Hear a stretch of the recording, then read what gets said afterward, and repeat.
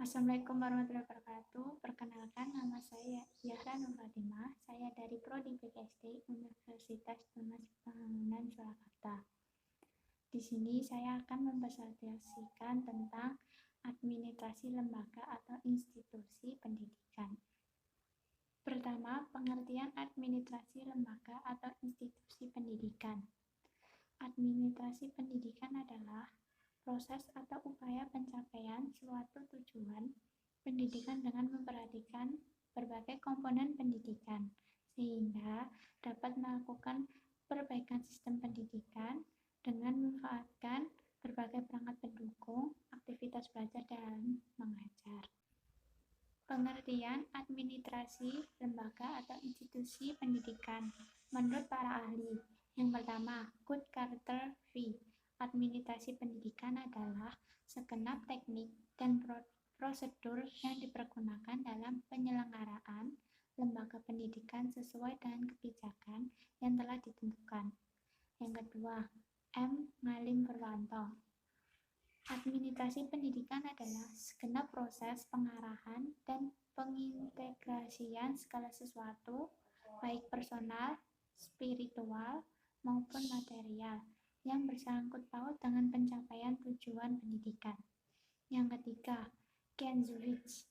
Administrasi pendidikan adalah suatu proses yang berurusan dengan penciptaan, pemeliharaan, stimulasi, dan penyatuan tenaga-tenaga dalam suatu lembaga pendidikan dalam usaha merelasikan tujuan-tujuan yang telah ditentukan sebelumnya. Yang keempat, Basuki dan Sumantri. Administrasi pendidikan adalah upaya menerapkan kaidah-kaidah administrasi dalam bidang pendidikan. Tujuan administrasi lembaga atau institusi pendidikan. Gunawan 2002. Tujuan administrasi pendidikan adalah memberikan sistematik kerja dalam mengelola pendidikan, sehingga tugas-tugas operasional kependidikan dapat dilaksanakan secara efektif dan efisien menuju sasaran atau tujuan yang sudah ditetapkan. Yang kedua, Sutisna 2002. Setiap kegiatan diadakan proses administrasi pendidikan diarahkan untuk mencapai tujuan pendidikan. Adanya unsur tujuan ini menimbulkan perlunya pengadministrasian pelaksanaan kurikulum yang menjadi tugas dan tanggung jawab kepala sekolah bersama guru-guru dan pegawai sekolah lainnya. Yang ketiga, R. Giovanni dan Carver 1975 dalam Burhanuddin 2005 menyebutkan 4 tujuan administrasi. Yang pertama, efektivitas produksi. Yang kedua, efisiensi. Yang ketiga, kemampuan menyesuaikan diri atau adaptasi. Yang keempat, kepuasan kerja. Fungsi administrasi pendidikan. Fungsi administrasi pendidikan dibagi menjadi 8, yaitu pertama, perencanaan atau planning. Yang dimaksud adalah dalam administrasi pendidikan mencakup apa saja yang dilakukan dan bagaimana melakukannya. Yang kedua, yaitu pengorganisasian atau organizing, yang artinya adalah merupakan kegiatan penyusun dan pembentukan hubungan kerja antar individu. Yang ketiga adalah koordinasi atau coordinating. Yang dimaksud adalah suatu upaya yang dilakukan untuk menghindari terjadinya kesimpang siuran dalam bertindak. Yang keempat, yaitu komunikasi atau communication. Yang dimaksud adalah hal yang penting dalam melakukan suatu program pendidikan yang meliputi penyebaran dan penyampaian gagasan secara tertulis maupun lisan. Yang kelima, yaitu pengawasan atau supervision. Yang dimaksud adalah dalam melaksanakan program pendidikan tentu harus teliti agar tujuan pendidikan yang diharapkan tercapai. Yang keenam, yaitu kepegawaian atau staffing. Yang dimaksud adalah orang yang memulai proses perencanaan dan pengorganisasian. Yang ketujuh adalah penganggaran. Anggaran atau budget adalah anggaran biaya yang direncanakan dan direalisasikan untuk pencapaian tujuan untuk administrasi pendidikan. Yang terakhir adalah penilaian atau evaluating. Yang dimaksud adalah tujuannya untuk meneliti dan mengetahui efektivitas pelaksanaan proses keseluruhan organisasi dalam pendidikan. Prinsip administrasi pendidikan yang pertama yaitu prinsip efisiensi. Efisiensi adalah mampu memanfaatkan waktu sebaik mungkin untuk mengelola aktivitas pengadministrasian dan tindakan terbebani oleh biaya tinggi. Yang kedua adalah prinsip pengelolaan. Yang dimaksud, administrator merupakan manajer yang bekerja dengan langkah manajemen yang baik, mulai dari merencanakan, mengorganisasikan, mengarahkan, dan mengontrol. Yang ketiga yaitu prinsip pengutamaan tugas pengelolaan. Pelaksanaan tugas tidak didasarkan pada pesan sponsor, tapi atas dasar skala prioritas. Apabila prinsip ini dilanggar, prinsip efisiensi akan terabaikan, bahkan hanya akan memboroskan biaya. Yang keempat, prinsip kepemimpinan yang efektif. Pemimpin yang baik adalah pemimpin yang tidak menyalahkan bawahannya dan melainkan mengingatkan dan menyarankan. Yang terakhir adalah prinsip kerjasama.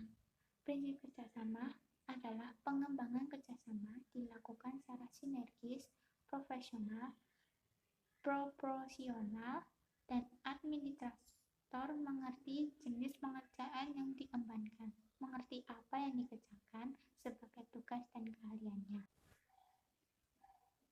Tugas administrasi pendidikan.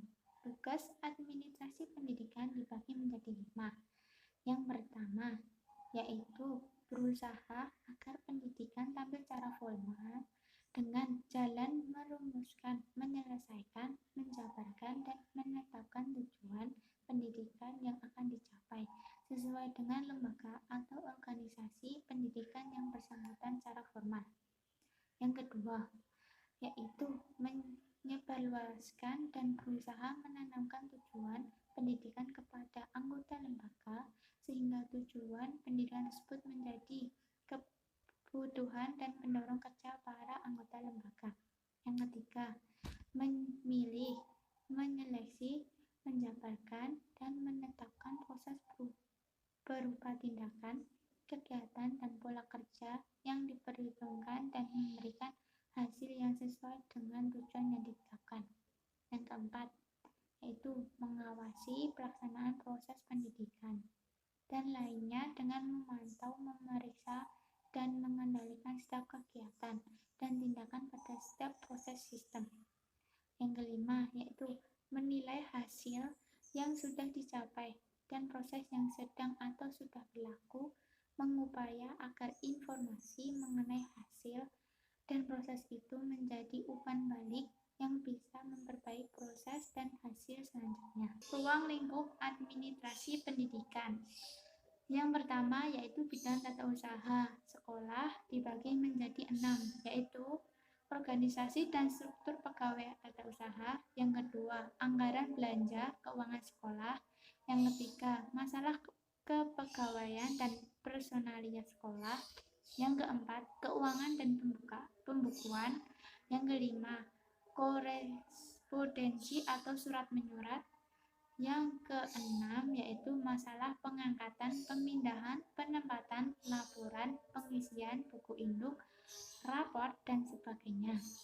Yang kedua yaitu bidang personalia murid dibagi menjadi 5, yaitu organisasi murid.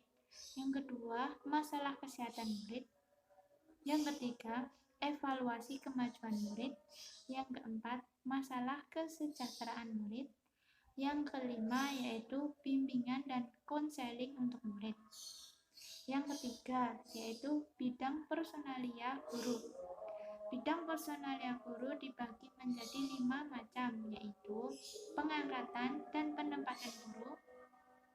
Yang kedua, organisasi persona guru. Yang ketiga, masalah kepegawaian. Yang keempat, masalah kondisi dan evaluasi kemajuan guru. Yang kelima yaitu refreshing dan upgrading guru. Selanjutnya, yang keempat adalah bidang pengawasan atau supervisi. Dibagi menjadi 4 macam, yaitu upaya meningkatkan semangat guru dan pegawai tata usaha.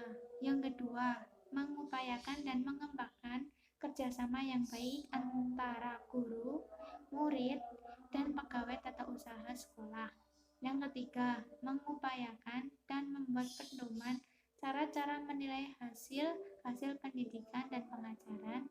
Yang keempat yaitu upaya meningkatkan mutu dan pengalaman guru. Selanjutnya, yang kelima yaitu bidang pelaksanaan dan pembinaan kurikulum. Dibagi menjadi 2, yaitu berpedoman dan menerapkan kurikulum sekolah dalam upaya mencapai dasar-dasar dan tujuan pendidikan dan pengajaran. Yang kedua yaitu melaksanakan organisasi kurikulum dan metode-metodenya sesuai dengan pembaharuan pendidikan dan lingkungan masyarakat. Cukup sekian dan terima kasih presentasi saya. Bila ada salah kata, mohon dimaafkan. Wassalamualaikum warahmatullahi wabarakatuh.